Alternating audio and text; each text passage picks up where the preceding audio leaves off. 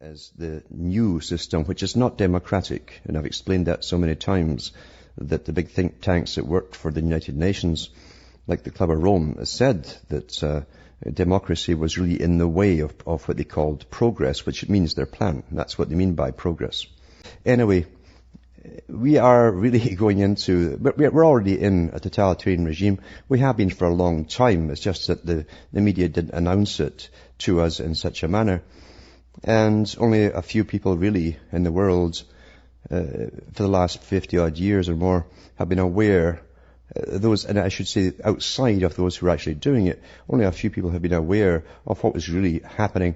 We don't care much when we're living through the good times and having fun, as it's been promoted, especially from the 60s onwards. Just have fun. And meanwhile, the big boys were rampaging ahead with organization, foundations and NGOs. Back with more after this break.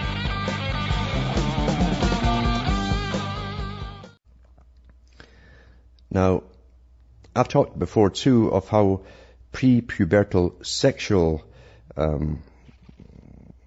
shenanigans, put it that way, was promoted through schools. And it's an old idea that was worked out by people like Lord Bertrand Russell a long time ago in experimental schools.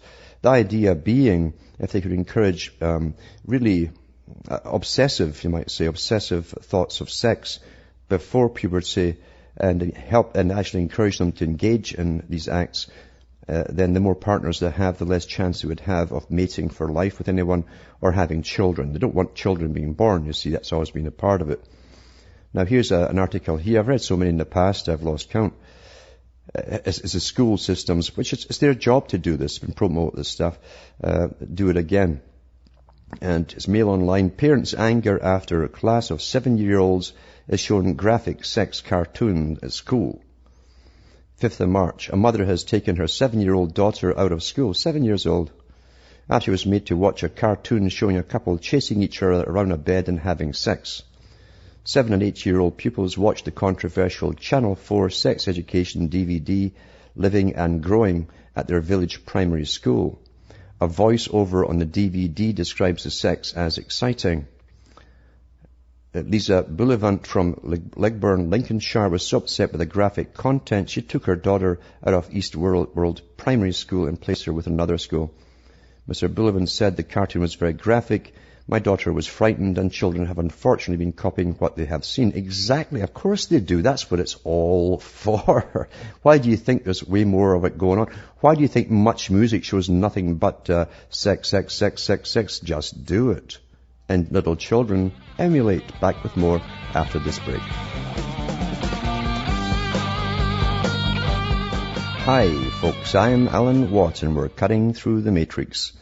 Just showing you the techniques. That's all I do really over the years, is to show you the techniques that are used and tell you what's going to happen and sit and wait till it happens and then tell you what's happened. Because this is an agenda we're living through. And it's a scientifically designed agenda. We're all going through it. And so much of it is aimed at the young, to do with sustainability and don't have children and even offer yourself up for suicide if necessary, and also be sterilized, come forth and save Mother Earth. But meanwhile, like Julian Huxley said, he says this society, and I read it from his own book before, can basically have more sex than they ever had before. They can rut like rabbits, but they'll have no children. They'll be sterile, basically. And that's what they've been encouraging, is pre-pubertal sex. Now, here's an article that ties in with the last one from the Telegraph. Extra small condoms for 12-year-old boys to go on sale in Switzerland.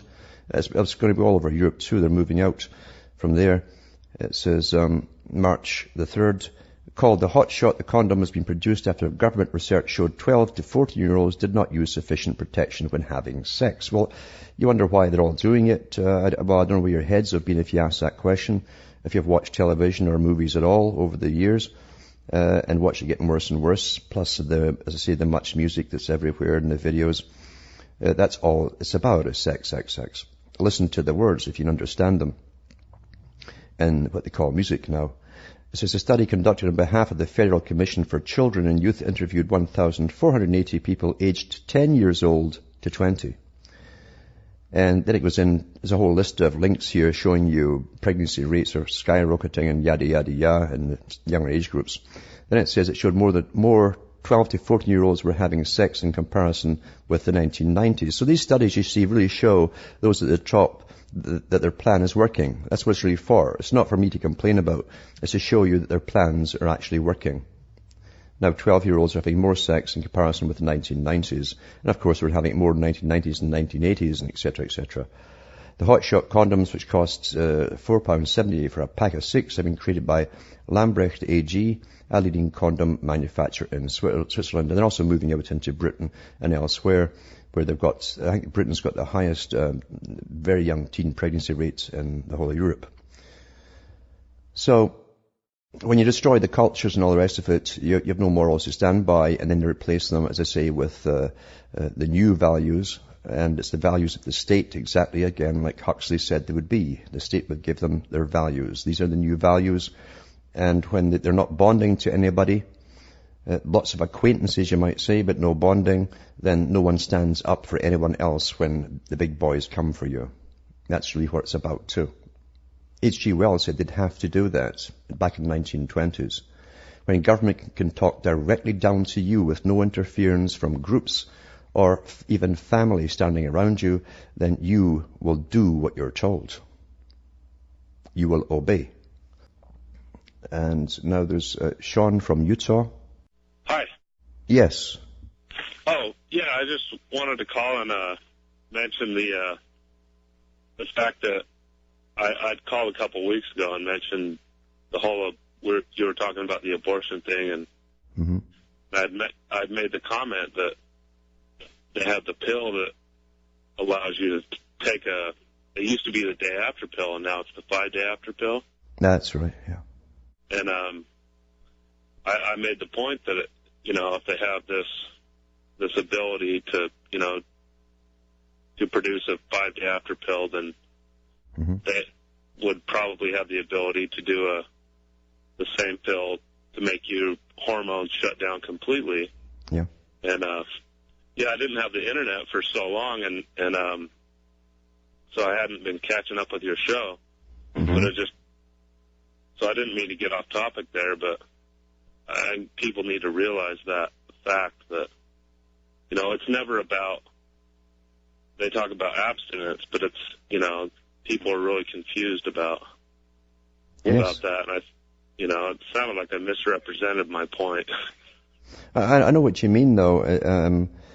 Abstinence has certainly not been promoted. In fact, promiscuity through all culture industry, and you got to understand the culture industry is an industry, and their job is to control and guide culture.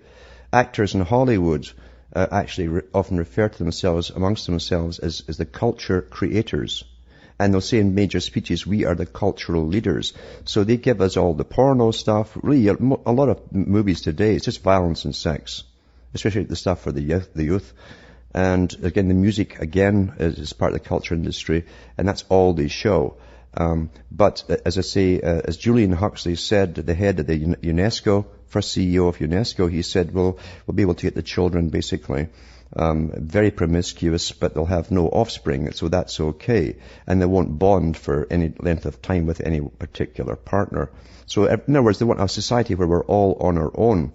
But you got to understand, the UN also has put out articles in their own websites to do with a type of corn and a type of wheat they were experimenting on, and a rice, which would grow inside. It would grow its own drug, which would cause sterilization in those that ate it, and would be very handy in third world countries. That's from their own website.